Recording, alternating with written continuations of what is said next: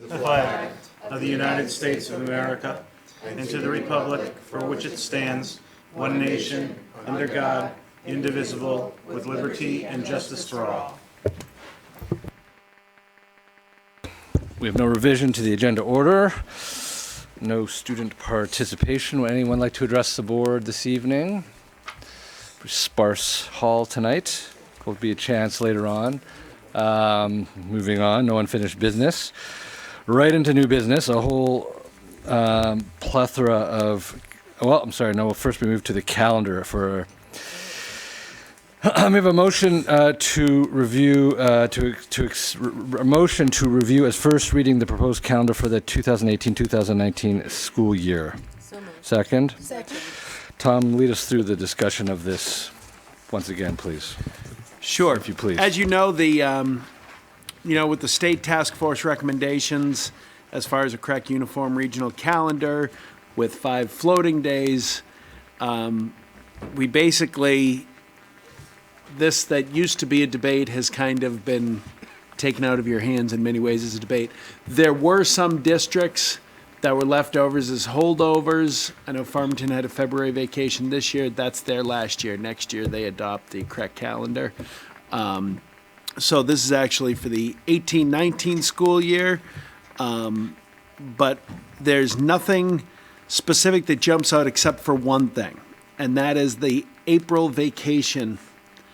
In that, the correct uniform regional calendar committee, they dictate that the second week of April will be the vacation week, which is perfectly understandable.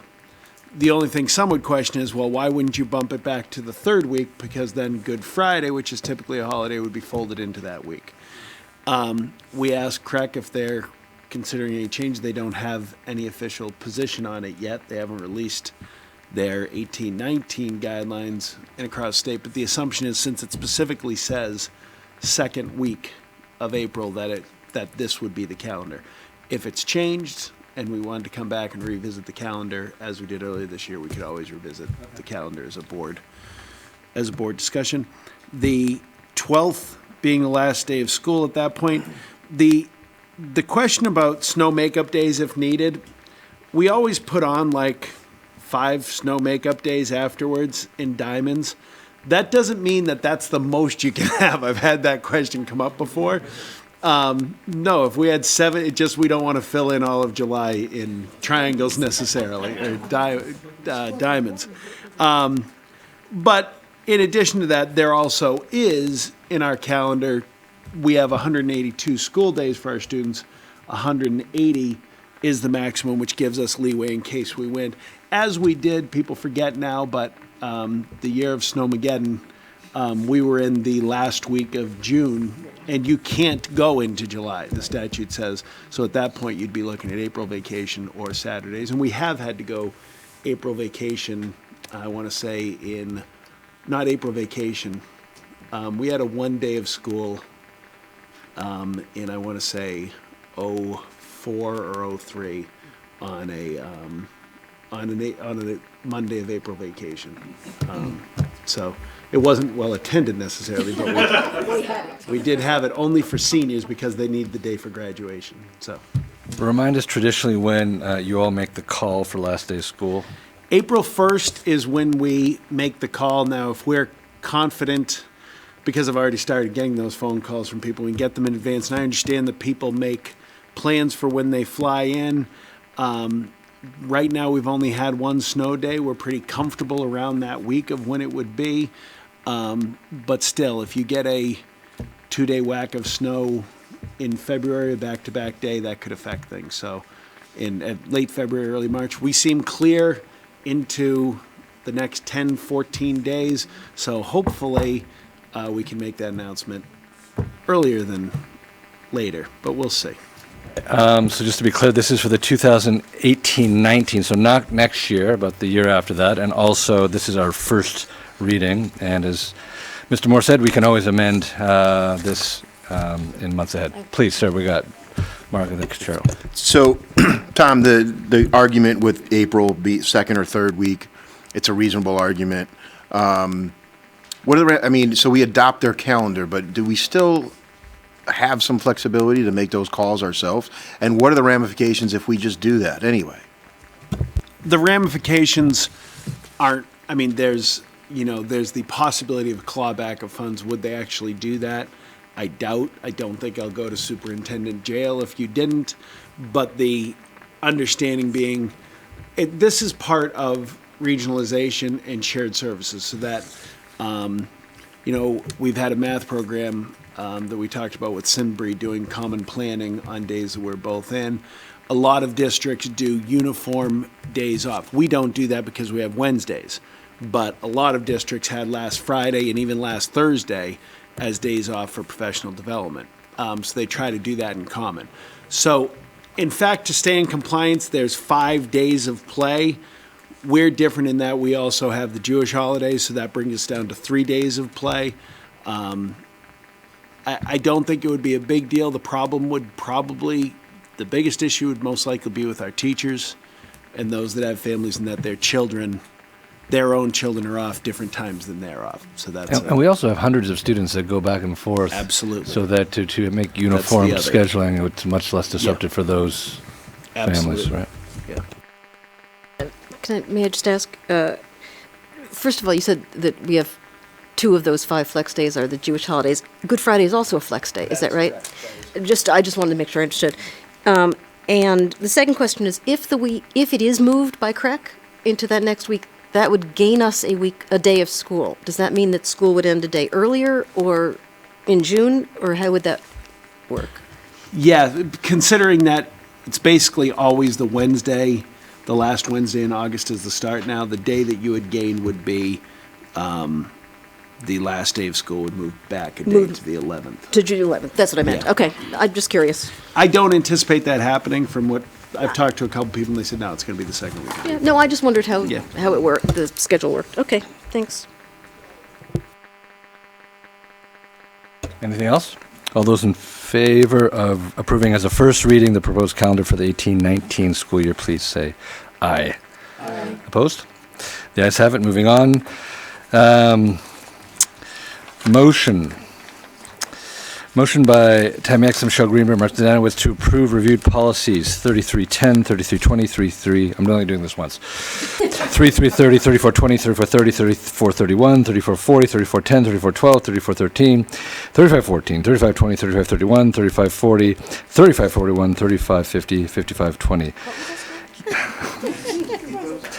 I have a motion to approve the four aforementioned policies, which were reviewed by the subcommittee. Second? Second.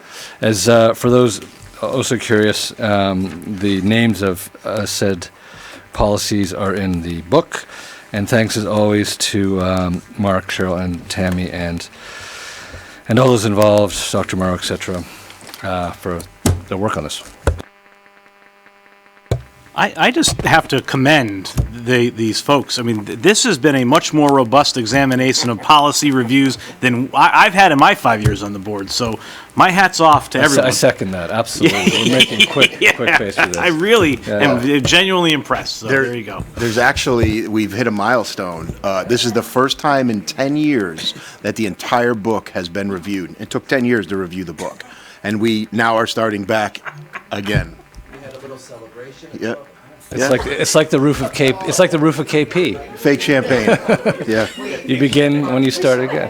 Well, it was like the Jewish holiday where you finish the Torah and then you start. Yeah. It's all good. It's all all goes back to the Torah. Anyway, who's going to help us out here? So if these, I don't really, I mean, I'll go one by one, but there's such little changes. So for instance, 3310, we raised the limit from 3,000 to 10,000. That was a suggestion by Chip. The policy 3320 we just reviewed. We removed 3330. And you'll see that some of that comes in. No, we just completely removed this one. Because we never used it. We never used it. So it was one of those things that was still on the policy. We did use it, but what it refers to, the scholarship program, hasn't been in existence for about 10 years. Yeah. It was actually in '08 Was the it last 08? budget crisis that the Magna scholarships were removed. Yeah. So we removed this one completely. The next one, 3420, just a review. And all these reviews, just so you know, all the legal references are updated as well. 3430 was reviewed. 3431, just some updated verbiage that we removed, made it, the Department of Information Technology just updated the language to today's standards. Again, 3440 was just an update. 3510, again, some changes in verbiage, effective in order, wishes instead of intends. It's just some clarifications and smoother language. 3512, again, just the town owns the buildings, they weren't involved in it, so we added that. And comply with fire code, just some things that pupils and students. 3513, again, pupils to students, we thought was more appropriate. 3514, again, we just reviewed. 3520 was a review.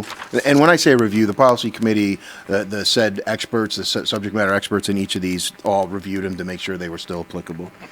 3531, this provision will be covered on our next call for an order, is that it's in a revised policy of 3530, so it's covered in a completely different policy.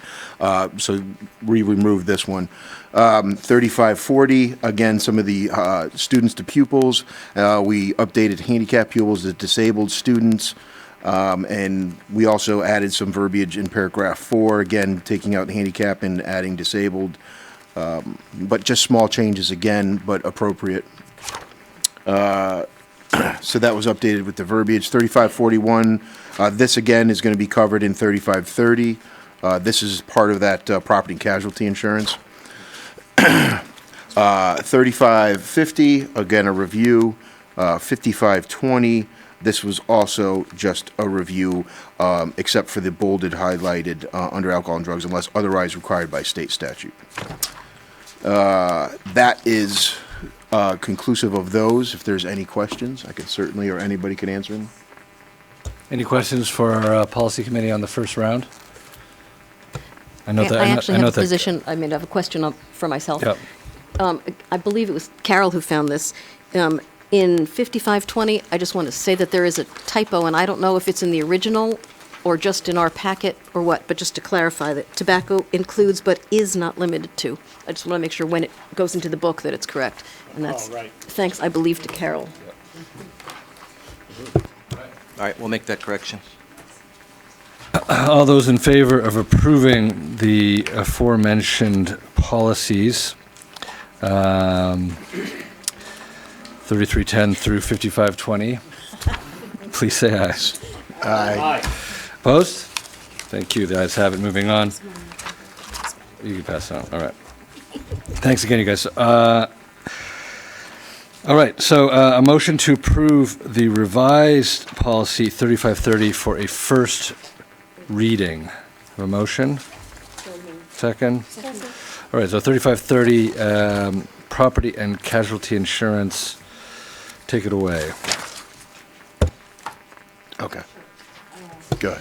Yeah, this is, again, it's not that the substance is different, it's that the structure is different, and it subsumes, as Mark said before, several of the previous policies, and covers all the different insurance issues. And so, again, there's nothing new substantively here, but we thought there was enough physical shifting of words and deletions and things that we should give everybody time to absorb it and make sure. But there's nothing structural different, that's different, it's just a different process of the insurance. The legal references are updated, et cetera.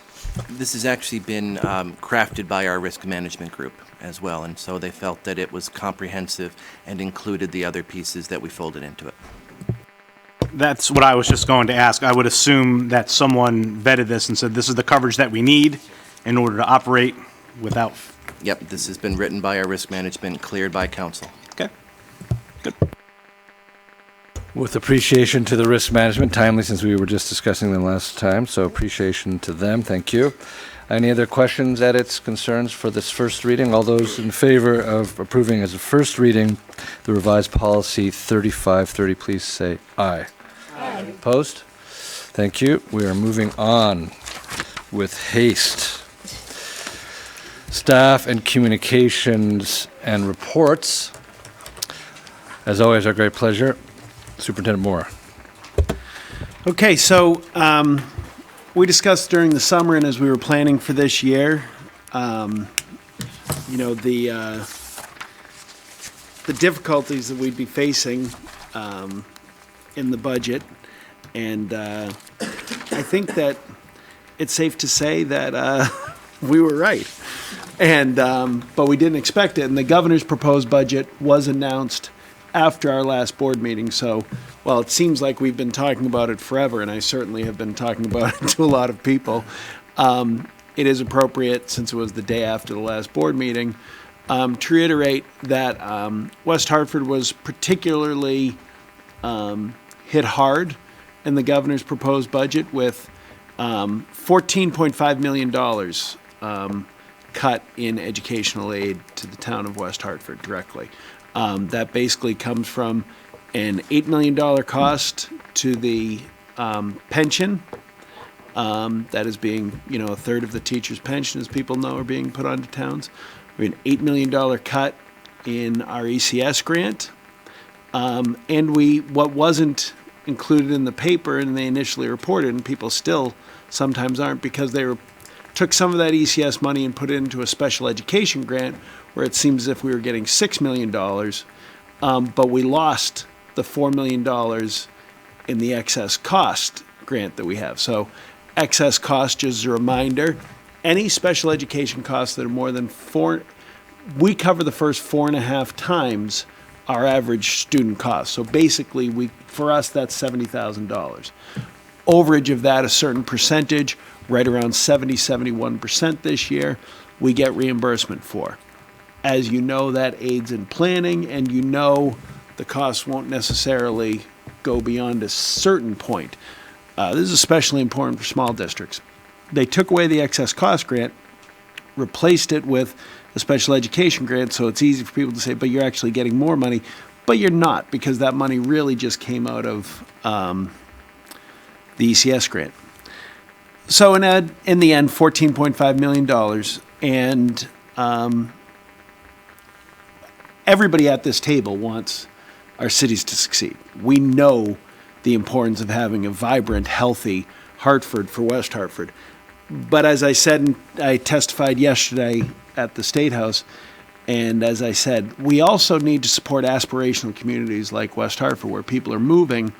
And I do believe there's been an element where our success has been held against us.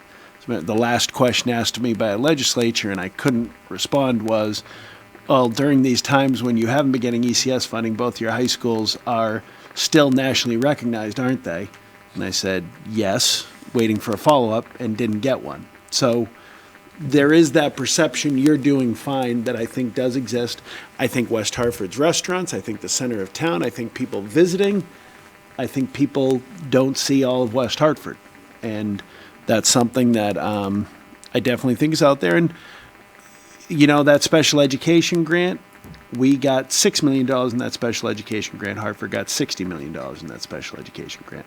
They have 2.5 times the number of special education students as West Hartford. So certainly it's something we're paying attention to. I've been meeting with the town manager, the mayor. I've met with my administrative team and principals to look at the budget before we present it March 7th. Still trying to come to an appropriate budget presentation. I'll begin the process over the next 2 days. I'm going to go to Conard and Hall and discuss the budget, really more the process with staff over the next 2 days, and then over the following weeks, the next 2 weeks being at elementary schools and middle schools. More to answer any questions from people. Not that I have answers, but anxiety has risen, both from families and from our teaching staff that can do the math. And I expect that to be, not that Paul's presentation tonight won't be exciting, but I expect this to be our last quiet meeting for a while as we begin going through, and I think we'll have more robust crowd of people here also. So that's kind of the update on the budget. I don't know if you want me to go through, yeah. Just on that end, I'll mention this at the end too, but so people know that, so March 7th will be the presentation of the budget, and then we'll have a series of opportunities for us as a board to discuss what will be our budget, and then also to share that information, and also, of course, to listen to input from the public. So then March 15th, we have our workshop here, and March 21st is a regular Board of Ed meeting, but of course, there's always opportunity for public comment before and after. We'll have a public listening event that is, we'll be going out to a location on March 23rd at 6 o'clock. Location to be determined, but of course here in West Hartford, March 23rd. And then we'll have a public hearing on March 29th, followed by another budget workshop. So ample opportunity to interact with us and let us know your thoughts. Any other questions about this particular topic? I would just add also March 9th, our legislative delegation is holding a night to hear from constituents at Charter Oak School on March 9th. Right, and of course March 8th is the announcement on the town side of their budget. Yes. Okay. National Merit Scholars on a National Merit finalists, as a matter of fact, not just scholars, but finalists. We get the semifinalist list. And really, to be a National Merit semifinalist, that means you score in the top 0.5% on the NMSQT, also known as your junior year PSAT. So, but it's the top 0.5% in that state that become National Merit. So it's not across the country, it's actually in your state, and then all of the states' winners are kind of put out there.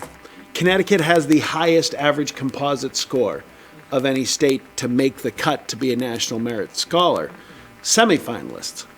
The finalists have been announced, and I'm very proud because this is really difficult and just great work.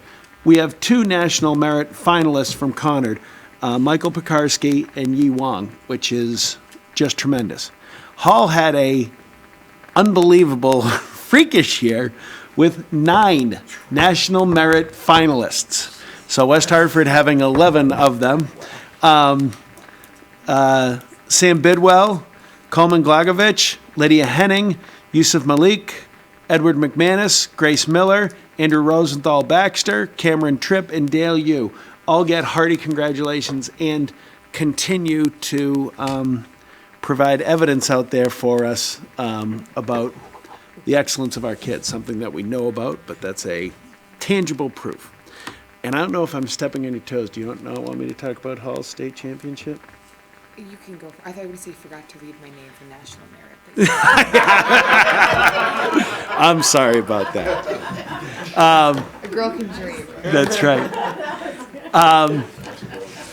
The Hall Class L, Hall's boys indoor track won the Class L state championship in stunning fashion. Actually, you can go on their website and click on the link. If you look on it, the final race, which was a relay, Hall had to win the relay to win. And in a diving across the finish line, split second ahead of second place to clinch the state title for Hall, our first state title in West Hartford in a couple years. So congratulations to the Hall boys indoor track team. And next week, I'll actually be presenting in Boston at a forum on SAT subject tests. And really, I'm presenting for one reason. West Hartford is being recognized for the number of students from diverse backgrounds that take SAT subject tests and the benefits of that, specifically in STEM areas. So this is, again, something that we've been trying to work on, and it's nice to know nationally. Though our numbers are not what we want them to be here, we are recognized nationally as a leader in getting that and getting students to challenge themselves, which does open up more college opportunities for these students. So something we're proud of, but still want to do better at. And that's that. Seems like these accolades are a double-edged sword, you know. Well, somehow, maybe Exactly. maybe we should keep them it secret quiet. or something, I like know. a zipper net or something. Yeah, keep it on the down low. It's all Twitter. Yep. All right, thank you. Thank you, Mr. Moore. Moving on to our focus on instructional practice. The last of 3 events, all great, successful. We expect the same today, of course. Kind of like that. We're going to split this into 2 because we like you so much. So this is actually part A, and we'll welcome you back next back so we can make a little bit more money on it. No, but seriously, Mr. Moore, please introduce our fine panel, our STEAM panel here. As you know, you took my joke. But yeah, we talked about moving these into kind of theme nights where we discuss and go in depth into different topics. And tonight we're talking about instructional practice. Certainly an element that we do focus on where we're lucky enough to have our professional development days and CSI Wednesdays. And this is something that gets easy not to think about as to what we're actually doing. We get caught up in things and don't think about our own actions and how it leads to. So how it leads to student success. So I will turn it over to Ann McKernan, Carrie Jones, and Paul Vicinius. Thank you, Tom. Thank you. As said, tonight, this presentation is the 3rd installment in our trilogy of reports commissioned by the board relating to curriculum. In our first report, we did provide an overview of the process that we use to define, design, and review curriculum. In our second report, we talked about really how we leverage the curricular connections to equity and diversity to advance our district effort in that realm, and how that has very meaningful impact for our students and the work that we hope to continue to be able to do in years to come. And tonight, this third presentation puts the capstone on that, and we seek to provide you with an overview as to how curriculum is actually implemented in the classroom through highly effective instructional practice. Our presentation tonight will stick with just one big visual of our district logo. No, I'll fix this. There we go. It will mirror the framework of our written report. So we'll begin by defining and discussing the 8 effective instructional practices that are identified within our district development plan. We see them as the key levers for enhancing and realizing significant student gains and outcomes. The practices themselves are, in fact, universal, but in so much as math was requested as a focal point for the presentation, we have chosen to highlight that discipline with greater frequency throughout the written report and throughout our presentation this evening. Throughout that portion of our presentation, I'll be handing the keys over to our Director of Secondary Education, Ann McKernan. And following that, I'll turn it over to Carrie Jones, Director of Elementary Education, and she's going to talk to us about professional learning, because we see that as really the most crucial ingredient to our recipe on continuous improvement. And we'll highlight our efforts related to improving instructional practice through not only professional development, as well as call attention to all the various systemic structures that we can leverage to support and sustain our work. As we move through the presentation tonight, I asked you to take notice of some of the visuals within the presentation. They're authentic examples of West Hartford teachers and West Hartford students engaged in the work. And there'll be opportunity after a brief presentation for questions and discussion from any portion of what we've provided here or what's in the more lengthy written report. So with that, I turn it over to Ann. Thank you, Paul. I'm excited to talk to you tonight about the instructional practices, the effective instructional practices. One thing Paul didn't mention is, as we were putting together the report, we didn't put a call out to the district and say, oh, send us these pictures. It actually was really heartwarming to look at what we've been promoting, and without asking, looking through the school's sites and the teachers' Twitter accounts and looking at what they're posting and seeing really strong evidence of what we are implementing. Although it's in its early stages, there's some things are taking strong hold and are very promising for our students. Carrie will talk later about the professional learning that's supporting these, but I'd like to start off with the first practice. I'm sorry, could you go back one, Paul? This diagram is just the overall of the 8 practices we'll be speaking about tonight.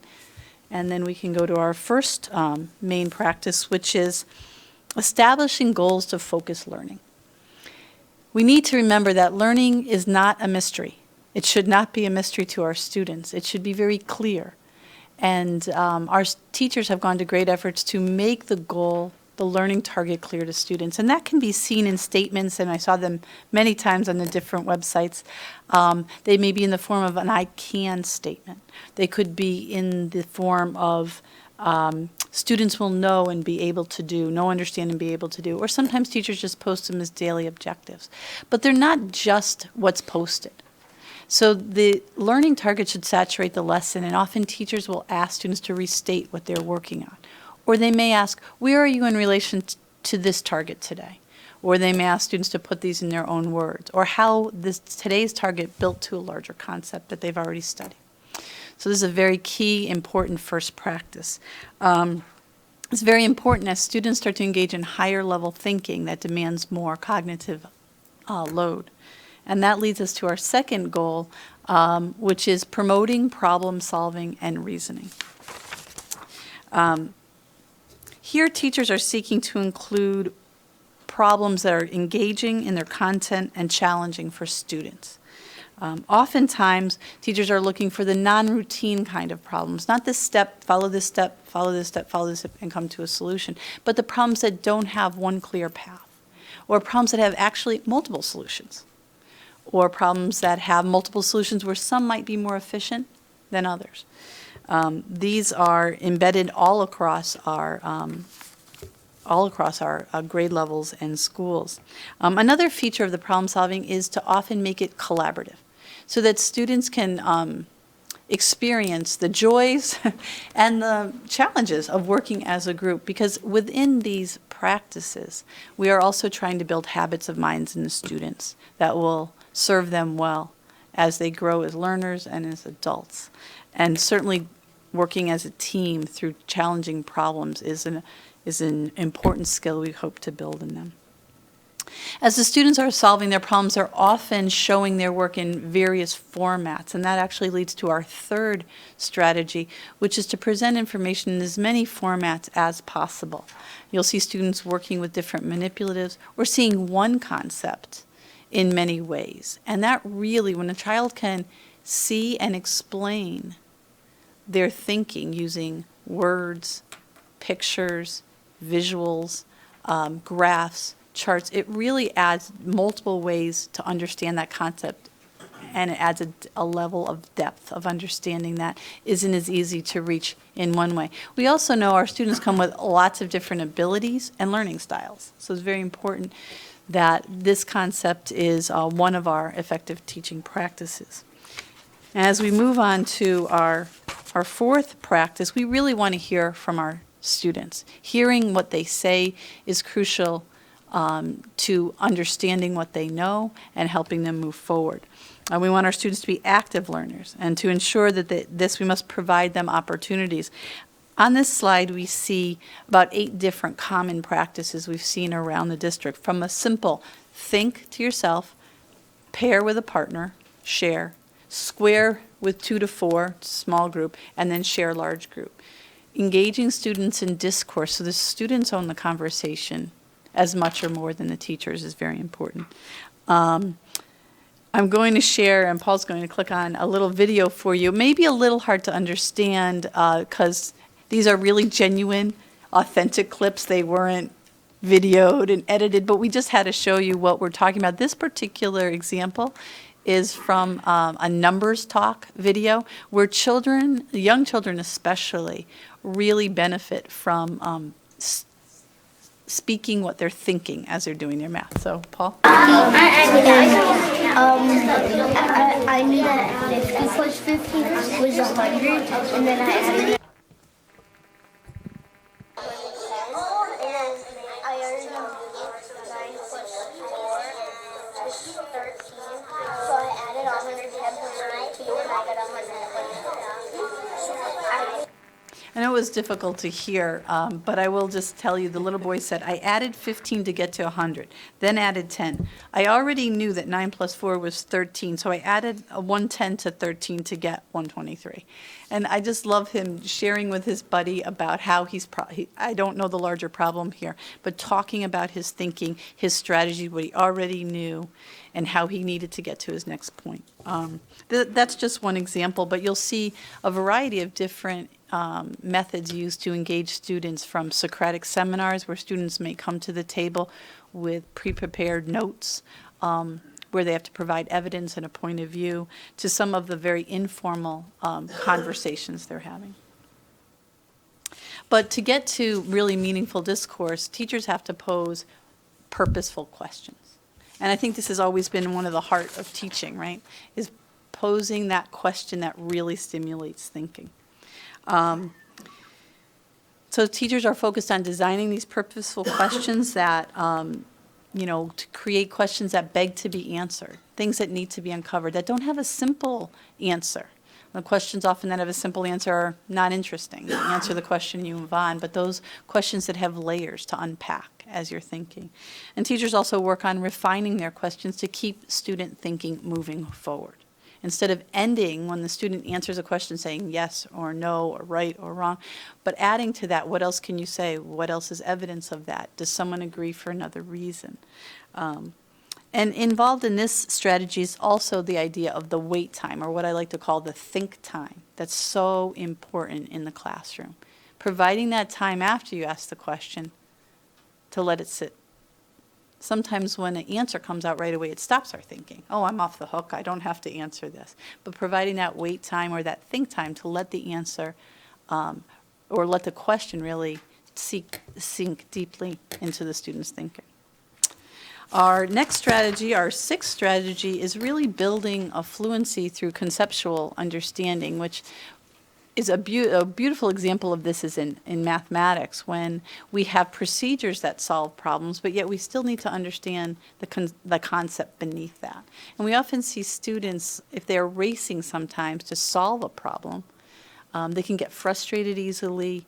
They don't know why they're applying that algorithm or that method. So teachers work very hard to balance, because it's the conceptual understanding that will make the procedure be more intuitive to them. So there's a good emphasis on that. And as I mentioned before, throughout these strategies, there's a thread of building habits of mind in students, so they'll continue to persevere, continue to work hard and not give up. And teachers are looking closely at student work to see if they can continue in their struggle. These examples that we share with you today, they were just great when I saw these on the rooms, and these were a lot of elementary school examples, but mistakes are expected, they're respected, they're inspected and corrected. I thought that was a great example. Or what do we do when we get stuck? And this practice is really helping students when they're not at their frustration level, but they may be approaching it. How do we continue to help them persevere and push on? What is the right tool to give them at that moment so they can continue? And that leads to our eighth strategy, which is using evidence of student thinking to inform our instruction. And this can be seen in many ways, whether it's student writing, whether it's student visuals or representations, or what they're saying. By listening closely to what they're saying, it's very informative of where we can go next. And I will share with you that the two high schools over the past 2 years have devoted a great deal of professional learning time on an approach called embedded formative assessment, where the teachers are using various strategies so students can show their thinking. They might use a series of different manipulatives to show, I'm with you, I'm not with you, I'm kind of with you, slow down, speed up, or exit tickets where students can say, at the end of this lesson, I still have a question. And teachers can reflect on those and design their lessons for the next day. That's a quick overview of our 8 instructional practices, and Carrie will, offer how we are supporting this work through professional learning. Thanks. So our work with teachers actually emulates much of the work that our teachers do with students, that many of those 8 effective instructional practices are also applicable to our professional learning work with teachers. So I hope you see that through line a bit through some of the examples I'll discuss. Our work really had this model in front of you shows it has been to really flip a notion that's been existing in education for a long time, that really people often approach PDs thinking we've got to make them believers. We've got to make them believe that this is going to work.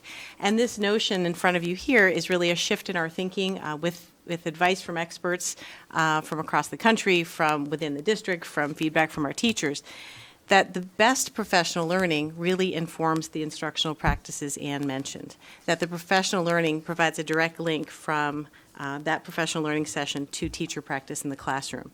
And by doing that, we're hopefully going to then eventually change student outcomes and attitudes. So I'll give you an example of using that number talks example mentioned previously. So teachers have learned about this strategy in teacher-led workshops, so teachers leading teachers in learning, coaches leading teachers in this learning. We've known about this strategy for some time. We have experts in the strategy within the district, and so we've offered choice workshops and opportunities for teachers to engage in this. We haven't said every teacher needs to learn number talks.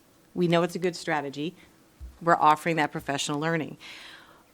The learning offers teachers a purpose, so why is this working, their goals, how it might work, and then even if they're not quite sure it's going to work, teachers are taking a risk, trying it out. So the teacher's classroom we observed she's an exemplary teacher, great math practices, and she said, I really am not sure I'm getting to this discourse piece well enough with my kid. I need to try something new, and a 3rd grade teacher, and so she tried it, and what she realized in observing a coach model and then trying it out herself with a coach side by side with her and then engaging the practice on her own, which was that videotape, she saw the change in her students' learning. She saw their confidence, she saw their multiple strategies being used, and so then her belief and attitude about her own practice and the learning of her students shifted.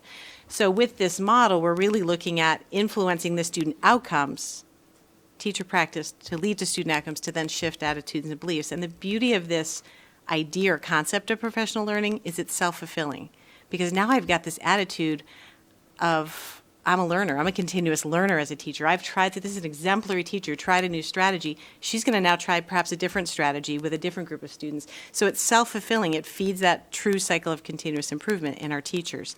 And it's sustainable because of that. It becomes self-sustaining. So then we have information from teachers and data that supports the need for additional practices. And then it becomes, in fact, one of our coaches in one of the schools can't keep up with the requests because people have seen the students in action and have said, this is really working for this teacher's students, maybe it'll work for mine as well. So, that notion of professional learning really targeting not just attitudes, but actual changes in practice is critical to where our approach has been over the last several years. And it's really a shift from where we'd been. I mean, previously professional learning was you buy a textbook and you bring in the people from the textbook company and they come in and show you what to do, who are maybe or maybe not practitioners of that particular practice or resource in their classrooms. So I want to highlight, as was noted in the report, 3 key components to our professional learning system in West Hartford. And I'll explain what some of these pieces are along the way. But I'm going to focus on mathematics as the example. The first feature for effective professional learning is the notion that we're building teacher capacity for teaching. It's as simple as that we're building their capacity as educators, sometimes in new ways to meet new demands of curriculum, new demands of our students in front of us every day, so that we may be engaging in practices that worked for us 20 years ago. I'm thinking about myself as a teacher, but we may need new ways to approach students, new pedagogy, there's new content to think about. And so we've got to build that capacity of already great teachers in West Hartford to continue to improve. And in mathematics, some of the ways we've done that range from very individual types of things. So you'll notice on this graphic in front of you, if you go across the arc from left to right, they're very much more specific and individualized types of professional learning designs, moving toward more global professional learning designs that address the needs of multiple teachers at once. So in mathematics, we have individual learning happening through traditional conferences, experts in the field in mathematics pedagogy that we've either brought into the district or have had teachers go out, learn, and bring back to their colleagues. We also have done many collaborative types of things. If you look along the way, you'll see collaborative inquiry teams. So it's teachers self-directing, saying, I've got a need, I'm not sure how to fulfill it. I'm going to get together with a group of teachers to find a way to research, to bring in experts to help us, to do as much reading as we can, watch videos to fulfill that professional learning need that they have. And another way to do it is through our Leadership Academy projects. So we have a Leadership Academy to support mathematics, but I think there are 3 different projects going on right now that all directly relate to mathematics instructional practice. We have Math Vertical team work happening, and as I mentioned, teachers facilitating workshops and peer observation sessions with their colleagues, which is really the most effective way we engage in professional learning. So first, we've got to build capacity for teaching. Secondly, we've got to have designs that are flexible. So as Ann mentioned, we have multiple ways to approach learning with students. We've got to have multiple ways to approach learning with adults as well. So as the needs of our schools and teachers vary, so do the needs of our children, and they correlate with each other. So some of the ideas for flexible design are really based on teachers' professional learning needs, things they design themselves. So each teacher has a professional learning goal. They develop with their administrator. They develop a strategic action plan that may involve individual work, collaborative work with a coach, work with their administrator to meet their own flexible needs. And we try to connect those people together as much as possible, whether through department meetings, through CSI, through buildings. So we've got flexible designs, we've got building capacity to do that, but it's got to be informed by data. So it is somewhat teacher self-directed. I think I have this need right now. I'm noticing it in my students, but we have data to support that. We have qualitative and quantitative data. So, for example, looking at our mathematics data last year, communicating reasoning was definitely a math area that looked stronger in our student results on state testing than some of the conceptual understanding. So we use that data to help inform our professional learning design for all West Hartford teachers, not just on an individual basis. So that flexibility of design is really data-driven based on both teacher needs and student needs we see in assessments and everyday classroom practice. So those efforts are great. And, there's an information back and forth, but what can happen in many districts is you have these individual pockets of excellence. So there might be one of those, you feel the blue line, a CIT, a collaborative inquiry team working on effective math discourse, and that then may inform that group of 6 to 8 teachers' practice, but it doesn't get to anybody else. Or someone went to a workshop, that's really the classic, and that information, that learning, that insight doesn't get anywhere else beyond that teacher's classroom. So we need to have these multiple layers of flexible designs for individual teachers, but then we're going to overlay, very intentionally, a systemic approach. So those structures and systems we've talked about in past reports are there to make sure we're not just looking at individual pockets of excellence, but systemic excellence. So in this overlay, you can see as we talk about mathematics, we've got professional learning that's closest to the classroom. So we've got to attend to that purple section most specifically, which includes our teacher evaluation system, observation of teachers, feedback to teachers. It includes administrators' own professional learning, whether through attending CSIs, doing joint observations of teachers, conversation with teacher leaders and department supervisors. So we've got to make sure that in our system, the administrators who are overseeing that instructional practice know what they're talking about as well. And so collegiate calibrations is another practice where new administrators get together to observe practice and collaborate on their evaluation of that practice and determine areas of strength, areas that a teacher may need to improve, and to make sure we're all on the same page and using our instructional framework. The next layer is that school and department planning level, and we have a curriculum council process, a 5-year curriculum review process we've talked about in the past that doesn't just talk about the what of curriculum, but the how it happens. So in that curriculum review process, it's not just about the things we're implementing, it's about how we're implementing it and with what result for students. So our curriculum council process has really become a more robust process over the past several years to look at the instructional practice. Stakeholder feedback. So we get feedback from families. I attend, along with many of our staff members, PTO meetings and other family math nights and things that help us get feedback, particularly on math practice, and ways we need to improve not only our practice for children, but our practice with families as well, and in educating them. And that, as mentioned in the report, that's one area I think of. We're doing some great work here with our teachers. I think it's, we need to look beyond that to family education and instructional practice education with families. And then finally, our district development plan includes indicators of progress. In mathematics, specifically related to mathematics, those district goals. So our individual teacher, school, and district plans are aligned to each other.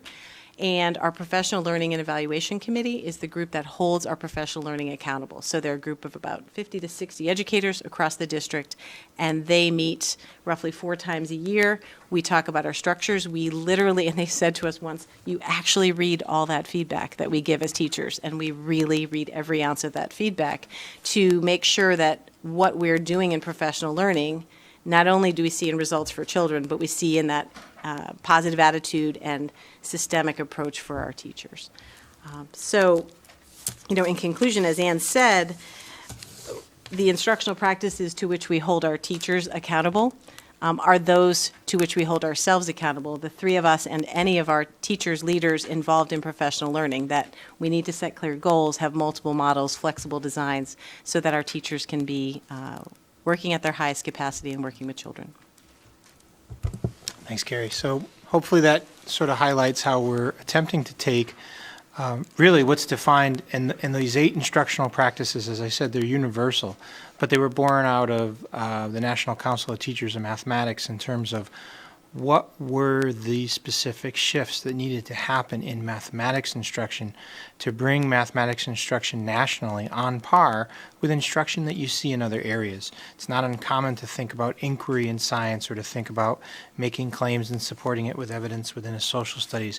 How do we do that so that students aren't just chasing, finding out what X is in math, and that they have really that deeper conceptual understanding? We're attempting to systematize that across the district.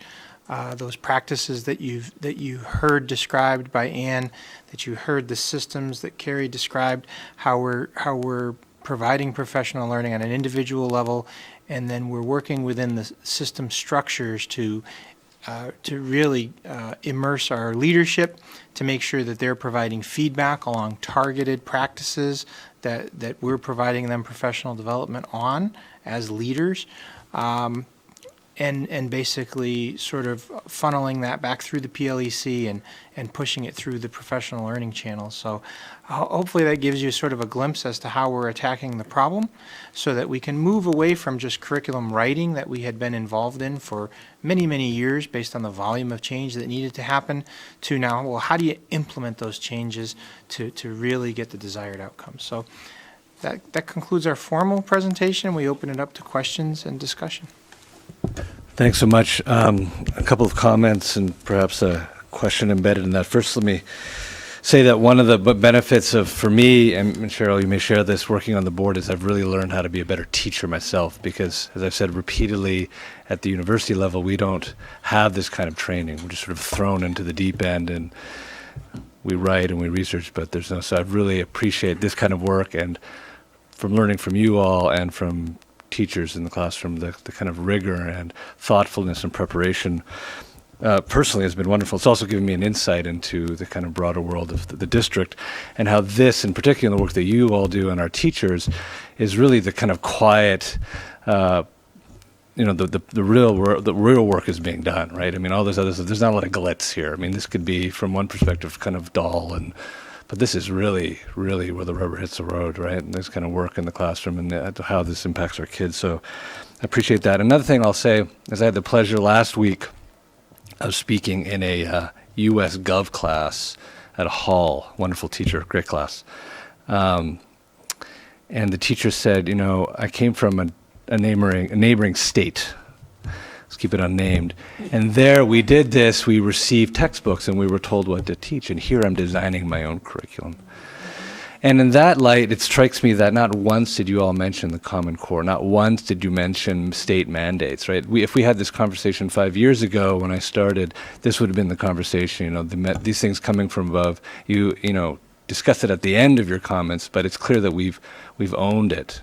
And so this is the kind of conversation I have with parents who kind of, in a generalized sense, talk about things like Common Core as this imposition from above that's problematic. But clearly, we can have that conversation. But here in West Hartford, what I'm seeing is this kind of work, this kind of close, iterative work, rigorous attention to detail in practice. That said, I would welcome, despite the distinct absence of the Common Core and these other things, if there's anything that there's sort of within math in particular, or if there's a continuation, a kind of lingering of that as either a problem or help that forces you to do different kinds of adaptations or whatever. But anyway, generally just a appreciation. Certainly. So, I don't know if I feel like we've talked about this in the past with Common Core, the notion that the new state standards, and I use that word new as a relative term, since those standards were adopted by the state in July of 2010. So, as standards go, they're not really they're not as flashy and as unknown and mysterious as they once were. But they're essentially that. They're standards. They're expectations for content that would be mastered by the end of a grade level. I think the big piece for parents, and I'll go back to these, is what's expected and embedded within the standards in terms of how we expect students to learn. We've talked a lot up at the table about the importance of problem solving and reasoning and the whole notion of student voice. I kind of alluded to it when I said, math historically has been this, this perpetual search for X, like why can't anyone find it? Whereas, really what's there in math is this concept of building a habit of mind, to being a problem solver, to being able to find entry points into a problem and apply what you're, some logic and test hypotheses and reason your way through. Some of the pieces that I think are different that parents see, especially at an elementary level, is this attention to being able to connect a variety of representations. And it's a great math example that's here. If I'm simply doing a lesson on decimals, and you can think of any lesson, you can think of comparing decimals, adding decimals. There's certainly rules, and the rules can be very simply, I won't use the word explained, the rules can be very simply described and taught through rote. Line up the decimal point, add those parts, add zeros. That does not speak to in any way, shape, or form what's happening conceptually. Why is it that I would add zeros? What is the significance of the zero? These various representations, as you just look at them, the area models, the number line understanding, an expanded notation, they begin to speak to what's over there on the place value chart, which might be a graphic organizer that we could use to help students understand how to add with fluency, how to do it quickly, but not necessarily why it works that way. Why does the decimal point need to be lined up? What's the difference between the first digit to the right of the decimal point and the second? And the fourth? And why do I need a zero between? What's the difference between the whole number? That's what that area model, that's what some of that expanded notation will help to describe and explain. And that's the charge of the Common Core, to spend more time and go to greater depth on things which may have previously been just taught by rote, and just get to the answer. That's all we care about. Can you get to a correct answer? Now we're saying we want you not only to be able to get to a correct answer, that's still dramatically important, but we want you to understand why it's the correct answer. That's what you see with students who struggle in math. They'll apply an algorithm, typically the wrong algorithm, because they don't understand what the algorithm's doing. And so that's the underlying effort. I don't know if that fully answers your question, but that's where we've seen, now that we've digested enough of the change to the grade level expectations in terms of the what, we really have been focusing over the last couple of years on the how. And as we said with equity and diversity, we have so much more work ahead to become masters at this, but we're trying to do it through these 8 teaching practices, which we can apply universally to any discipline.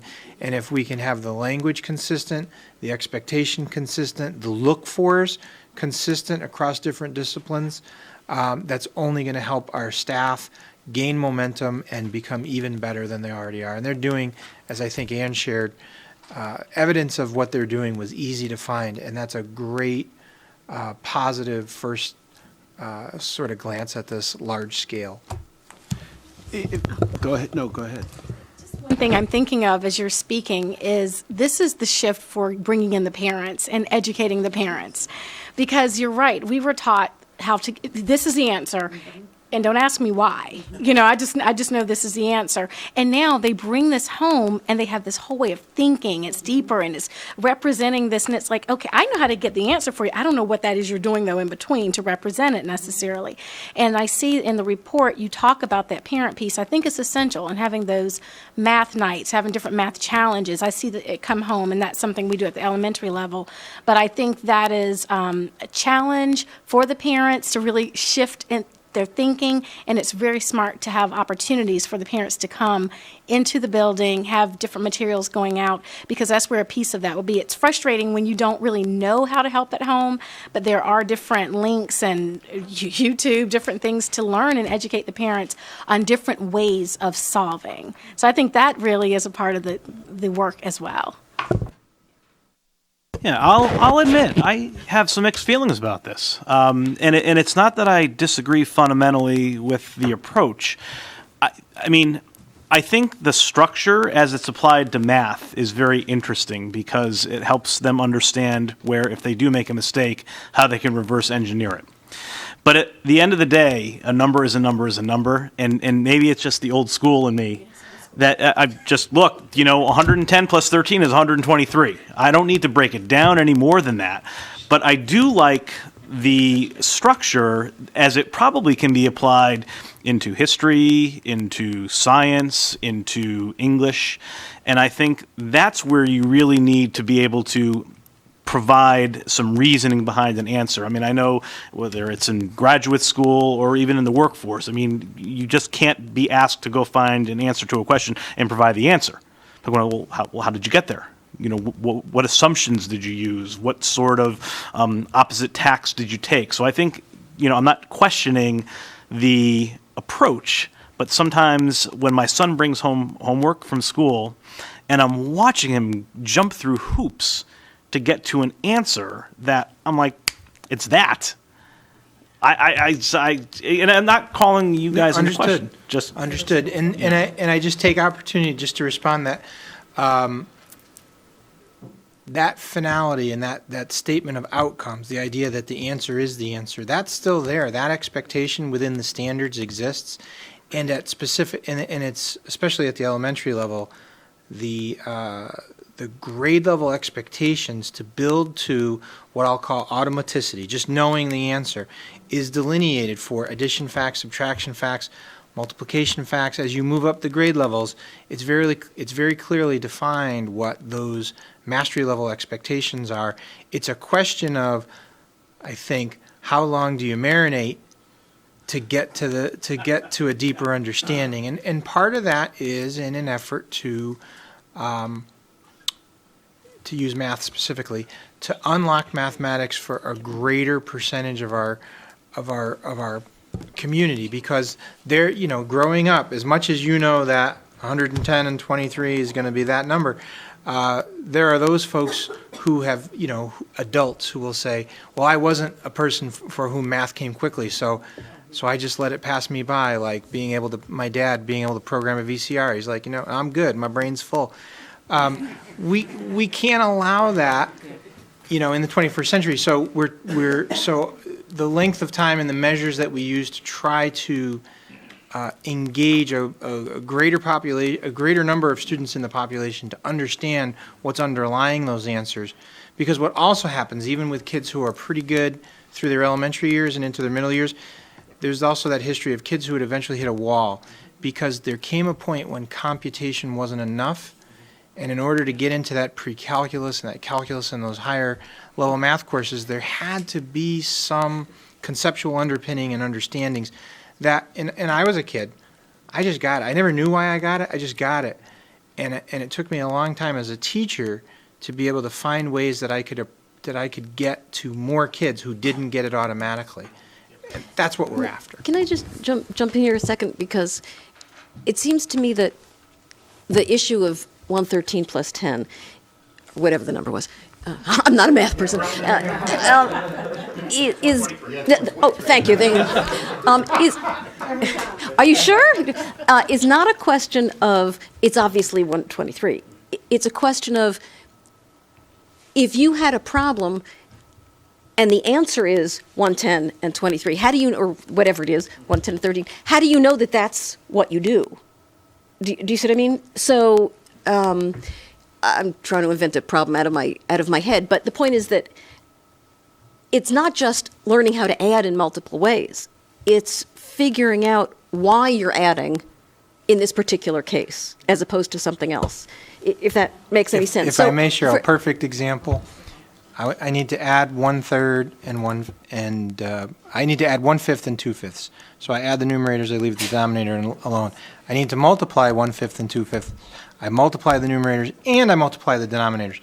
Why is it that I treat the addition problem differently than the multiplication problem? Now, years ago, students may never have asked. It was likely never explained.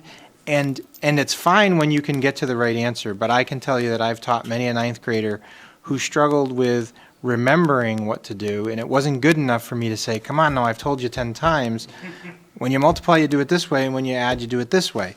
You know, there's no meaning behind that. It doesn't attach to anything, and so it doesn't stay with students unless there's some underpinning of why that's true, which But I think is what you're saying. no, that's great. And I guess what I mean is the follow-through is it doesn't matter, in a way, if they remember it. What matters is when they're building the O-rings for the rocket ships, that they understand that they're supposed to multiply and not add, right? And they know how to do that. But I mean, I would intuitively, I think that there is an inherent difference between addition, subtraction, multiplication, and division. So if I'm seeing 1/5 plus 2/5, and I don't see that plus sign, instead I see the X, I would know that I need to multiply. But what if you don't see a plus or an X? You have a problem. Yeah. And you're not sure whether it's you add it or do you multiply it, or, I mean, this is silly, but I'm actually good in math. But sometimes I would get confused because the numbers would be so confusing, and I would just plug in 1, 2, and 3 into whatever was going on, because then I could understand what was happening because I actually saw them in building blocks. And in a way, this is the same thing. If you're confronted with a more difficult problem, you don't even know how to start it. And what this does, I think, is help you, I mean, if I understand your process correctly, helps you break down the ideas enough so that you then know how to proceed in solving it. Not in the case of 113 plus 10. I'm just making these things up. Every time I come up with a different number, thank you.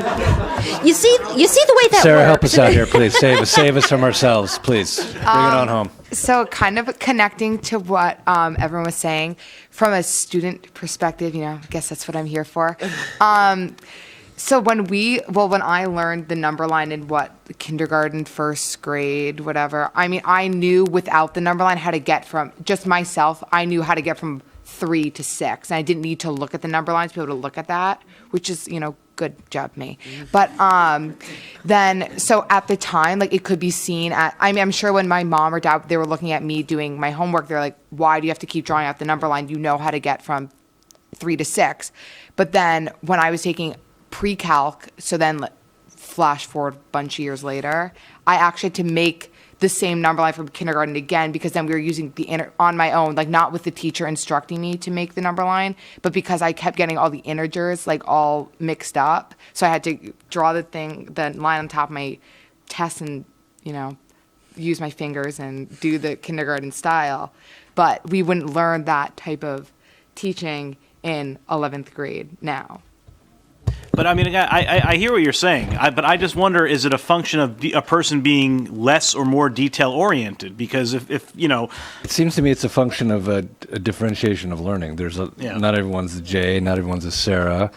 no. except certain- I guess what I'm right. saying. I guess what I'm saying is that if I'm faced with the fraction problem, you know, the 1/5, 2/5. I mean, the first thing I'm asking is, well, what do I need to do? Do I need to multiply them? Do I need to add them? Do I need to subtract them? And once you figure out what the first step is, and for those kids that can just say, you know, 1/5 plus 2/5 is that's 3/5, and they can crank it out. I mean, do they really, you know, need to go draw pictures and boxes and things of that nature? I understand the approach, and I'm not denigrating it. I'm simply saying that there are people who can get it, and do we need to run them through that rigmarole in order to reach the same outcomes if they had drawn pictures? Tom, go ahead. So, as a history teacher over the years, one of the things that bothered me the most is when people said, well, you're just talking about dates and when things happen. And I'm like, no, I'm inherently talking about why things happened, so the students can figure out why things happened in history. To me, the shift here in math is really about why, and I think it's important to talk about this now in terms of math's a dedicated area of focus for us this year. There are times when I'm like, don't you have any answers yet? How long is this going to be a dedicated area of focus? But the truth is, it used to be you didn't get that answer. So the child at 113 plus 10 didn't get the answer. The reason was because they're not good at math. Now, if they're showing their thinking, we can get to that individual about why. Then I take it on a macro level. As a district, instead of just saying 40% of our students are strong at math, we're seeing growth in these students.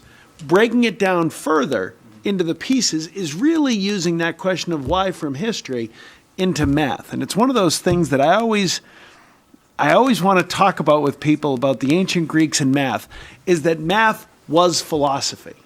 And then they got separated somehow. But like the notion of zero is a philosophical idea. There is no such thing as zero. And it's a deep piece of philosophy to sit and think about. You trust me, you'll be awake forever if you think about there's no such thing as zero. It's an invention. You can't possibly get to nothing. Exactly. But that point here, I think it gets to your point, and I understand exactly what you're saying. But that notion of why is that child struggling? So you're right. There's a child, they're not struggling. They've got it.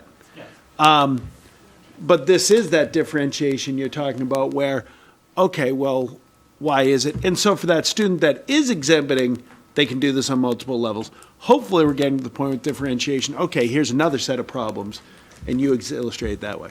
Yeah, and again, I you know, if it takes you to get to 123, you got to break down the 100, subtract out the 10, add the 10, break down the 13, add the 10 and the 3. Hey, however it takes you to get to 123, that's fine with me. What all I'm asking is, are we going to be running kids who can get it at the snap of a finger?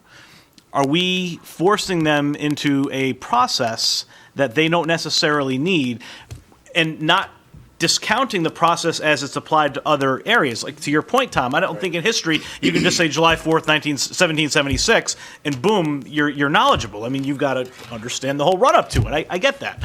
But for math, I don't know. It just, to me, is very, it's black or white. It is or it is not the number. I think we have a historical primary source here in Jay Sarza. Yeah, thanks to Cheryl Greenberg. I got Carol here first, and then Mark. So what I wanted to say is I appreciated this report. And one of the reasons why I appreciated the report is the approach that you took and you looked at it. You looked at the data and you realized that something needed to be done. And what I really loved about it is how you took the staff and you trained the staff, you put them into teams, you even went on site visits to the different districts to learn their approach, and you brought it back to this district.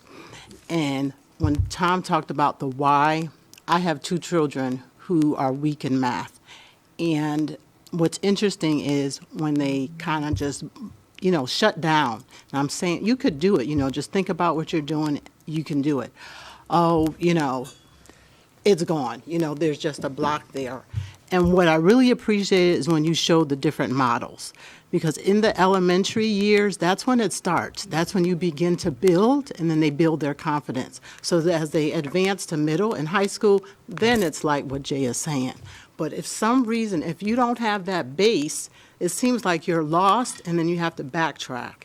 And with the small groups, they learn from each other, they learn from peers, and then it doesn't seem like, you know, I'm the outlier or I'm on the outside, I don't know what I'm doing. I don't get it like that, you know, or it's taken me a little longer, you know, or they just shut down and don't say anything. And so the teacher can't figure out what's going on. The parent doesn't know how to do the math, so they can't help them. And so what do? So the other piece that I love is the family math night, because now you make it fun and you introduce other things, and then it does click, because now they say, oh, I didn't know, you know, when you start breaking it down into the decimal points or the fractions and showing the different ways, and you get the same answer. So I applaud you, I do. The one thing that I would ask is your data. Kira, you talked about the data. So for me, how are you going to measure the successful outcomes as you begin this process?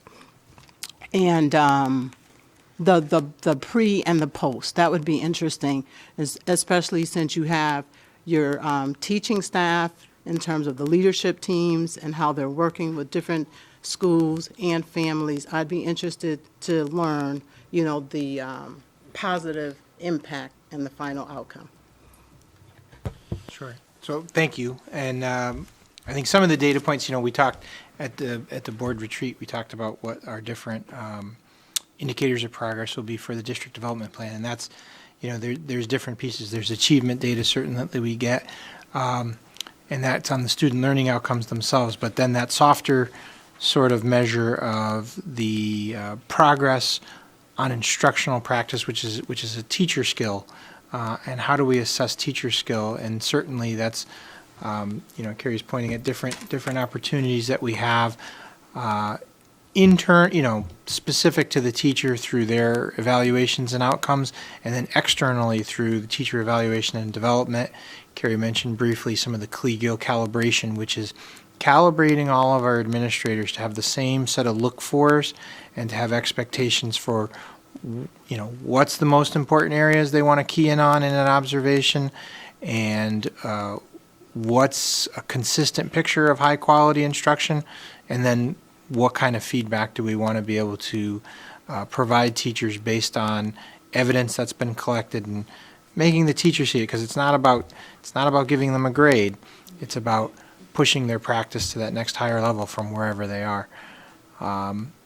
That's what we're after with the kids. I know I can't let go of Jay's comment. I have like, I'll get with you outside of the meeting. Yeah, Phil.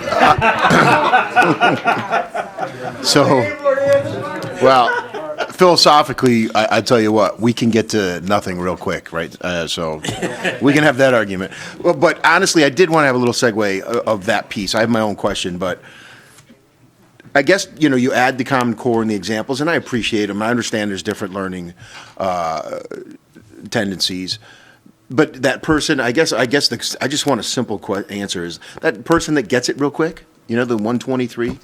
Do you leave them alone, or do you got to let them show the work? There is differentiation. That was really the only piece I want to say. I don't want there to be a public perception from our conversation that going deeper means going slower.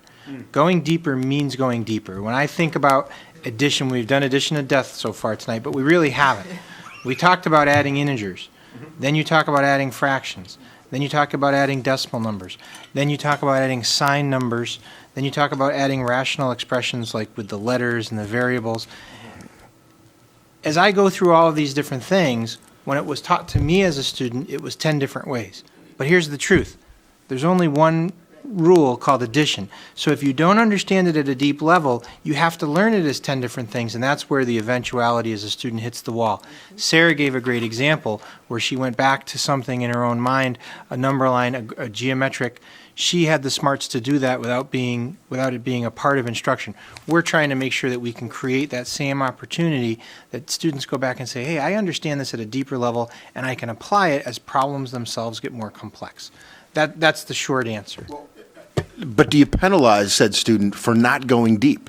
So, the 10 120. points off every, no, we don't. No. No. So instead of showing the work 4 times, I get the 123. Right. So does that student get penalized? I guess that's one See, of my. I would say no. I think the expectation is, we can differentiate for students, as Tom mentioned, and try to provide, if that student's ready, if they're demonstrating, not only do they get the quick answer, they get the concept that we're trying to teach, then we can push them through differentiation into more complex things more quickly. And some of that's acceleration, some of that's differentiation, deepening.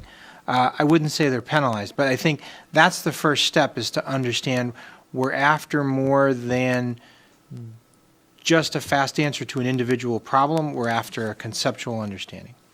Thanks. So I guess, my question is really about the data driven. You talked about, or Carrie did, about the student needs, the teacher needs, and a systemic approach. My common core example is, and I use it often, you go back to 7th grade, there was a dip in 7th grade math. So with this data driven, because it's a year behind, and it's always a year behind, right? So how do you address the student needs? Because now they're in 8th grade. How do you address the teachers' needs? Because that said teacher is still in 7th grade. So how is that data for that specific example? How do you address that? Because now that 7th grade math and the big dip in the state numbers, we know there's a deficiency in their students, so they're not carrying the proper knowledge forward to carry them through high school. They'll always be a little behind. That said teacher now, or if you can identify it that linear, is that the teacher needs, the student needs. So just how do you address that? Because now those kids have moved on. You have the data, but it's moved ahead of you. And go ahead. So, and I'll let Ann jump in as well, because we've been studying that dip since it was identified, and the impact. And one of the things that we found was that we were trying to overcorrect through our curriculum. We were trying to basically, instead of, we were picking up where they left off, versus finding a more creative solution to gain ground on the problem. So, and our pacing, therefore, was not keeping pace with the grade level expectations as the students. So we're sort of exacerbating the problem, keeping them a year behind as to how do you make that 1.25 years, 1.5 years worth of growth. So I know Ann's been on this with our math supervisors and working very closely with them and the principals to talk, and I'll let her talk about some of the specifics relative to the pacing and the other pieces that are helping to shore that up and get us back onto track. Because part of that pacing also we found led to we were spending too much time in areas where if you had to sort of say, okay,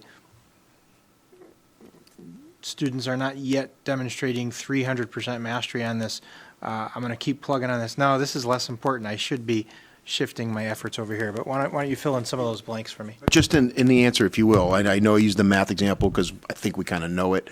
But that applies to across the spectrum.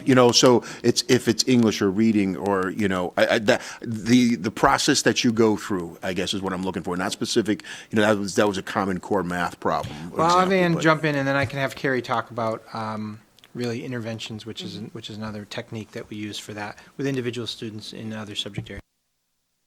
Thank you. Thank you for the question, too. I think it's a really important question. So in looking at, this particular example, Paul alluded to, we took a deep look at the pacing in different grades, especially in middle school, to see what was happening and to make sure the students had the opportunity to learn all of the things that they were being presented with. And we identified some issues. So we've put in some guideposts along the way to check on that pacing, and the teachers are to check to see if they're making progress as they should. Teachers still do get stuck to move ahead when they are not sure if students have it, and that is something we help them with. One of the tools we've recently been sharing with them is I can't think of the name of it, but it's a tool when you click on a standard, it will show you where in the future that same item will come up. And you can perhaps move ahead because you know very clearly where you're going to have an opportunity to reteach. So we've been sharing some tools like like that. We've also done a baseline walkthrough of all middle school math classes, and Paul joined us on several of the visits where we're going into the classes, we're looking at the type of instruction we're seeing, we're taking notes as a baseline. This is where we're starting, and after we continue this good professional learning work, what will we see in the future?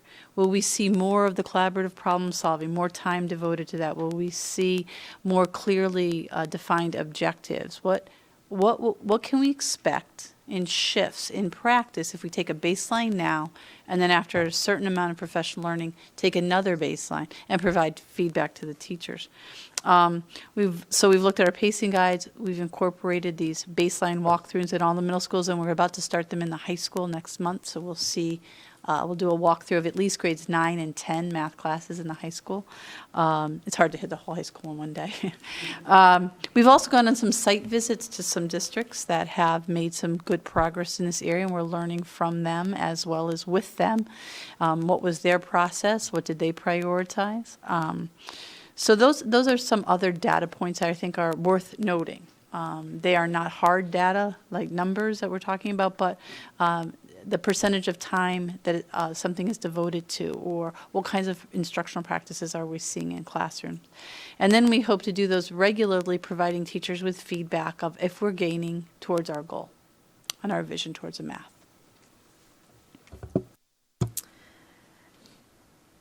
In terms of meeting student needs at all levels, I think one of the exciting things that we're doing, particularly at the elementary level, and I can speak to that a little more carefully, but I think it's something Ann and I are both involved deeply with our vertical teams in all content areas, so mathematics just comes to mind. But I think it's thinking about problems that have what we call a low floor and a high ceiling, that it has entry points for all children, but the problems are rich enough that you can really enter it at wherever you are, so that really quick computer may be intrigued by this aspect of the problem, but then there's another aspect. And actually, I modeled one of these with a group of teachers in a professional learning session. It was about coffee, and should you put your coffee card in and take the risk of, winning free coffee. And I mean, they must have spent 10 minutes discussing it. And there were people who are like, I just want to know what kind of coffee they have, and there were other people who thought about probability and ratios and things. So it was that kind of a problem that I modeled for them as adults. And I think the more we can do that with our children, offer problems and situations that have a floor we can all access, but have a ceiling that's unlimited, meaning you can approach this problem in so many different kinds of ways. So that, addresses the needs of a learner who may be quick to understand aspects of that problem, but maybe others that they need support with. From an intervention standpoint, I think one of the challenges we've had, both with literacy and reading, is that the students we find who are not achieving to grade level expectations, certainly by the end of middle school, often have really foundational kinds of conceptual struggles. They're high-level thinkers, which is a frustration for many of these children. They just haven't perhaps unlocked what's blocking them from being able to show it. And so, all students can think at high levels. It's, do they have the foundational skills and concepts to help them unlock that? And so intervention has even shifted a bit from not just rote drill, but to, wow, in mathematics intervention, we're finding out, we have some new tools, as Ann mentioned, to help us find out where did they go off, wrong in that concept of, as Tom was alluding to, where's the why? Where did they lose their conceptual understanding? So I think at both, all kinds of learners, we're really thinking about, as Tom alluded to, where they are now and really understanding where they are now, not just in skill, but concept, which is much harder to assess, by the way. So I think your original question was, where are we with challenges? And I think assessment, how do you assess for conceptual understanding? That's a lot harder than saying 8 out of 10 correct on a test. So that's a challenge that we've faced, and we're excited about some of the work ahead because it is more open-ended problem solving, and but that's a lot harder again to assess. So I'm excited that I think our work with assessment at elementary and not formal assessment. We're talking just that child and the children we watched in the videotape for 30 seconds. I can assess where that child is in understanding concepts of building to 100 in just that 20-second clip. That's assessment, and so but that's much harder to collect and capture and track, and that's where our math coaches have been great in supporting teachers side by side with them. How do you keep track of that kind of information versus that 8 out of 10 on a quiz? So, I think we're really working hard to intervene for all children, and our teachers are working very hard. It's challenging to do this kind of assessment, to have your practice truly be differentiated for all these learners. But what guides us is that global practice. So maybe that understanding of multiple models may not work in math, but maybe it's going to happen in geography. And then that can carry over into mathematics. So the exciting thing is those global practices truly fit across all content areas. So it may cause, as with Sarah, that trigger later on down the road in a place you might not expect it. So Hugo, I said then Dave. No, just Hugo. So sort of from a student standpoint, this is sort of a curiosity of mine. Is it difficult at all sort of having the roles reversed on teachers where they're now the students and no longer the teachers? I would say that certainly that's something we saw early on a few years back when we looked at new standards and the concept of having to, and now as we approach it, having to look at how to teach differently maybe than what you've used to. I think you take that as an individual. With some teachers that can be very discomforting. With others, I think it's part of a mindset of I never stop learning, and I can, one of the things we just finished our non-tenure review of our teachers, and one of the things that Mr. Moore is always looking at is how reflective are the teachers? Do they think about their practice in ways that they can continuously improve? That's what we want for anyone. We want that for our students. We want that for our teachers. So, I mean, the short answer is sure. Not learning something new can always be scary, but it can be exciting. So, hopefully, that's the attitude that we're able to really support with folks.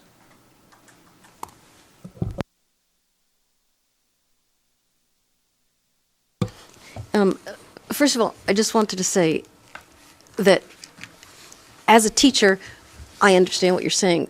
As a parent, this was so useful because your kid goes to school, and your kid comes back, and your kid has homework, and you think, oh, okay, so what happened in the classroom? What did the teacher do? There's so much going on before the teacher even starts teaching here that as a parent, it's just, I'm hoping that the wide world of viewers out there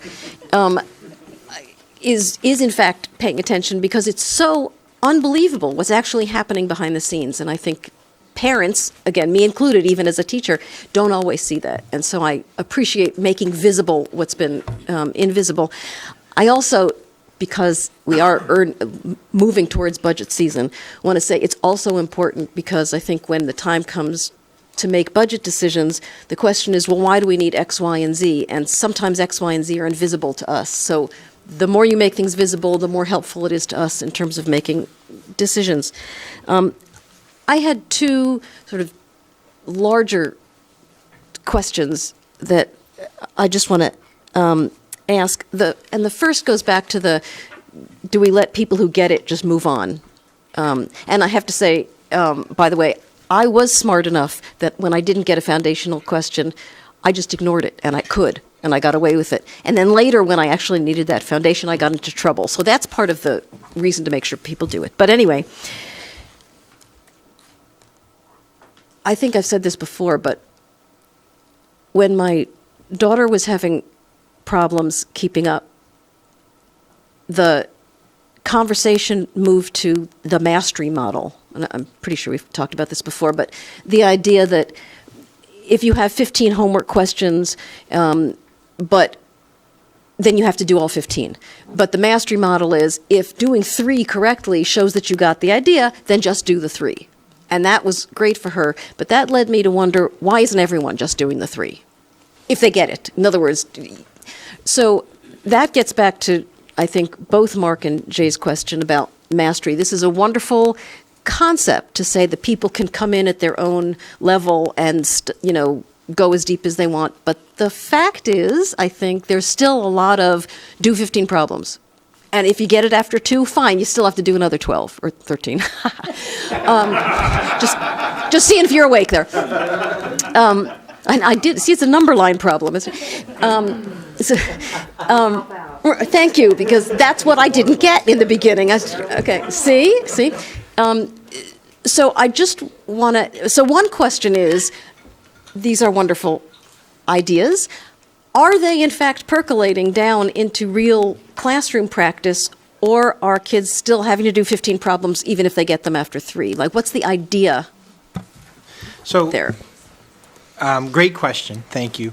And it sort of puts us from instructional practice. Now we're getting into homework policy, and then certainly we're getting into grading policy, and they're all rungs on the ladder. Are we as far down the road as we'd like to be under mastery-based learning, and where do we want to be with mastery-based learning? Truthfully, that's open ground for conversation, discussion. I've been to, in the last 2 years, I've been to 3 or 4 different workshops on mastery-based learning.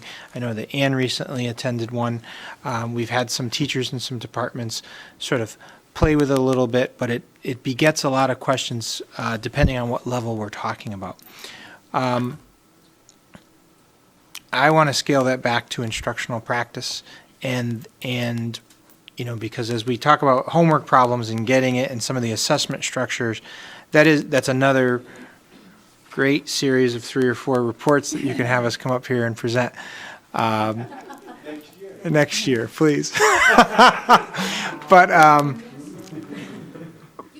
part of the, do students get it? And part of, really the answer, I think the short answer to Mark's question is how do you make ground? Best instructional practice is proven time and again to be the fastest way to help make ground. And when we think about, think about your own teachers in your own life, what made them great. It probably wasn't anything to do with homework problems, or they probably got you thinking, and they made your thinking visible in some way, shape, or form. And that's you go back to the 8 practices that Anne described, so many of them: posing purposeful questions, eliciting evidence of student thinking, making connections across representation. They're all, at the end of the day, making students' thinking visible. So it's not me telling you how to do it and watching you practice 4 or 5. It's me assessing your comprehension in the moment through some explanation of your thinking. That's what we're after with this. That's the big bang that we'll get out of this, and it's an uncomfortable, and we've begun this work, but it's a long time to get great at it. We have some individual teachers that are great. We have some pockets, some teams of teachers that are beginning to get good because they're talking about it together. They're trying things out together. We want it to be our focus, and I think it's an area of sustained focus for several years. So we as a district can be great at it. That's what we're after. Yay. I just, as maybe an aside, through total coincidence, I happen to teach and send my kids to school in I think the best educational system, which is Finland, and one of the worst educational systems, which is China, in that it is entirely rote. And I taught the product of both because I taught college in both places. And I have to tell you, many of my Chinese students were very bright and wonderful. They didn't know critical thinking from a chocolate bar. It was amazing. And so I just want to emphasize that this is exactly the sort of thing that produces, in my experience, the best students. So as a college professor, I'm grateful to you. But the second question that I wanted to ask, and this sounds like it's in the weeds, and I apologize, but I hope it's a broader question in the end.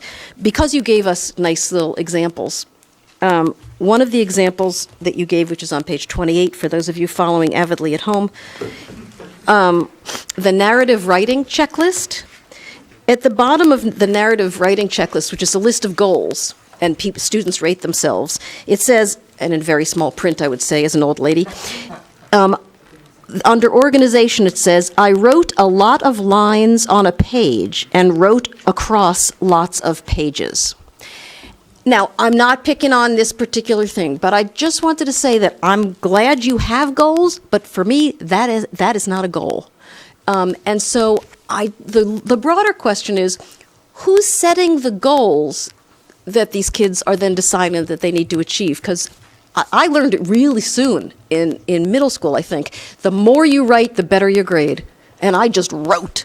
I mean, it was totally irresponsible, but that's what I learned. And so this, to me, is the wrong message. It's not criticizing this particular thing, but it raises this larger question of goals are great, but who's setting them? The goals are driven by the standards. So our learning standards in second grade and narrative writing are established for us, what students should know and be able to do. And they should organize a paper across pages, meaning it's a precursor to paragraphs. So writing across pages means I can take 3 pieces of paper, and those represent, at grades 1 and 2 and K, 3 different concepts and ideas. It's really a precursor to paragraph writing. So, and this is from Lucy Calkins' standards-aligned curriculum that we have implemented over the last 2 years, and this is in student-friendly language. So it's not just scribbling; it's intentional writing, and by lots of lines, it means I'm not just putting a picture on the page, which primary students are apt to do, but it's to say I've added something so you understand how and why I'm organizing this main idea on this page and this concept and this concept. So if I'm telling a story, I've got my opening here, and I've written lots of lines. I haven't just said I'm in my house. I've written something so you understand where that organization, that story is flowing. So that addresses that particular piece, but I think that the instructional practice and concept is that the goals need to be in student-friendly language for a particular grade level. So, rather than saying I'm writing in paragraphs, which would be comprehensible to a second grader, it's across pages is the concept that we're building toward paragraph. And actually, excitingly, we recently collected many student sample pieces of writing, and we found that actually organization was a relative strength of our students. So if you asked a second grader, what does this mean? They would say, I've got these parts of my story on different pages.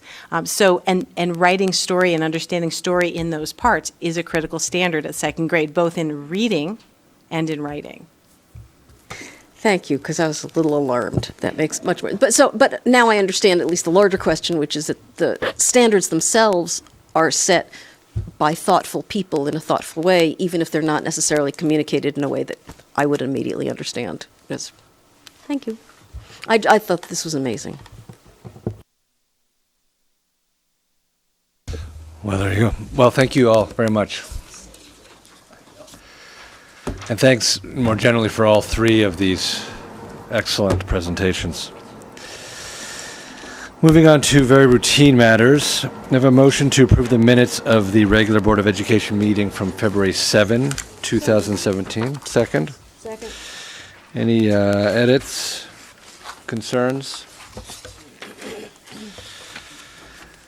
Nope. All those in favor of approving the minutes from February 7, 2017, please say aye. Aye. Opposed, abstentions? Nope. All right. The ayes have it. Board reports. Any updates from all y'all? No? Our esteemed student reps? Well, it has been quite the 2 weeks from Conard. We had a, sorry, that was a weird start. We had a blood drive last week. The Red Cross set up in our back gym so that students could donate their blood. At the indoor track stay open, athletes Libby McMahon and Gwen Geisler from Conard placed in their respective events. Tonight, Conard boys basketball plays South Windsor. I haven't checked the score yet, but I'm sure it's almost over, if not over. And today, Conard Acting had its fictional character day, in which students were challenged not to break character. They sort of set up in the hallways, and they're set up in their own respective scenes, depending on which character they choose to be. And their peers walk around them in the hallways and sort of talk to them and interact with them, and they have to keep in character the entire day, which is really quite fun for all of us. So Friday, we have Conard's Jazz Department, which will hold its annual jazz dance in the Conard cafeteria. And so for only $10, you can come see yours truly play the saxophone. Shameless plug. And finally, Chris Herron, the former NBA player, came to Conard Hall and gave a talk about drug addiction and self-esteem. His presentation was powerful and it hit home with many. He was very real, and it felt like he could connect with students, and it was shown evidently through the amount of emotion that was showed by a lot of the students coming out of the gym after that presentation. It was really interesting to see how it really affected some people, and then afterwards, when there was time for questions and time to go up and meet him, enormous crowds went up to go see him. So I think it was at least captivating, if not very effective. So that's my report. Thank you. Hugo, just so you know, we're all actually in our acting roles when we come to the Board of Ed. We're not normally like this, but we can sustain it for an entire meeting, so you know. Yeah. No longer. No, that's true. Sorry.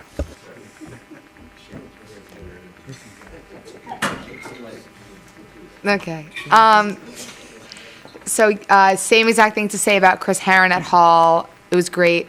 And then also going off of what Mr. Moore said about the boys track team, they're just rocking it out. There's just too many of them to give shout outs to between the state meet and then the state open meet. They're just rock stars. And girls basketball won the CCC West Blue title with Glastonbury. And junior Amber Reisner was named to the all-conference team. Wrestling came in 5th place in the state tournament with 2 second-place finishes overall from Eli Perry and Okodi Okani, and 3rd-place finishes from Hugh Wells and Justin Searles. And then in girls indoor track, Julia Silverman placed 3rd overall in the high jump. Pops and Jazz tickets are on sale with show dates from March 10th to 18th. Chocolate Cafe featuring Solisti will be this Saturday on February 25th here at Town Hall. And then the Student Association, through fundraising and an event, we raised $1,000 to be donated to Huskython through UConn, which is their big CCMC fundraiser, dance-a-thon. That's all. Great, thank you. So I could just alibi. We did our. Yeah, no, this is the student alibi. Okay, go ahead. So that both Conard and Hall are going to the state varsity girls tournament. They both made it this year. One is Hall's ranked 7th, and Conard's ranked 12th, and they start playing Tuesday. Both teams. First time in 30 years. Thanks. Keep us posted. Keep us posted. Proud puppy. Nice. Well, here we are. Future business. As I mentioned, a number of upcoming opportunities to hear about and speak to the budget. March 7th announcement, followed by a March 9th meeting with our legislative representatives.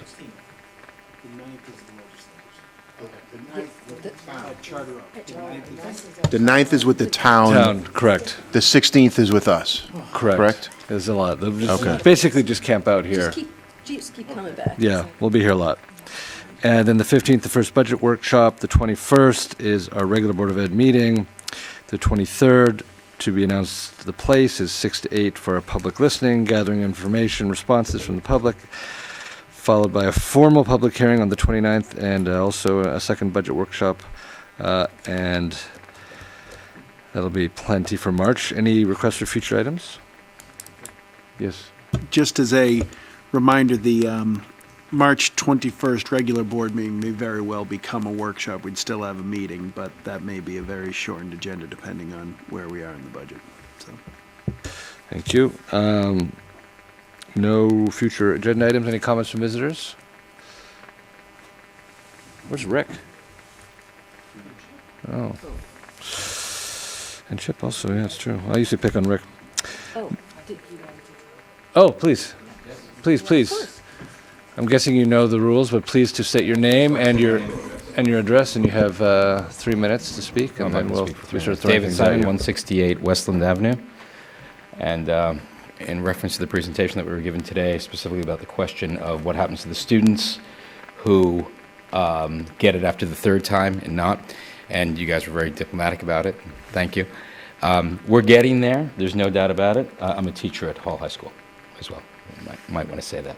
We're getting there, and especially through the use of technology. We're using specific technologies where that is more and more possible. So, for example, one of the things that we're using now is the Google Suite, and you can set up operations on that so that, let's say you're doing a series of problems and you get the first one right, it will take you to a different place than if I'm doing it and I get the first one wrong, right? So it'll take you at a different speed and therefore differentiating for students' abilities in different ways.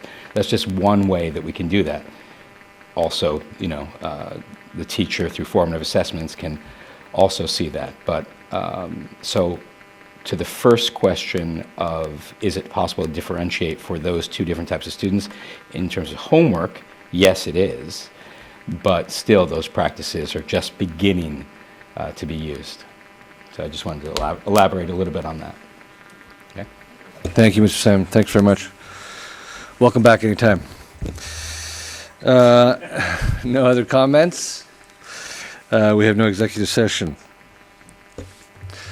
May I have a motion to adjourn? Second?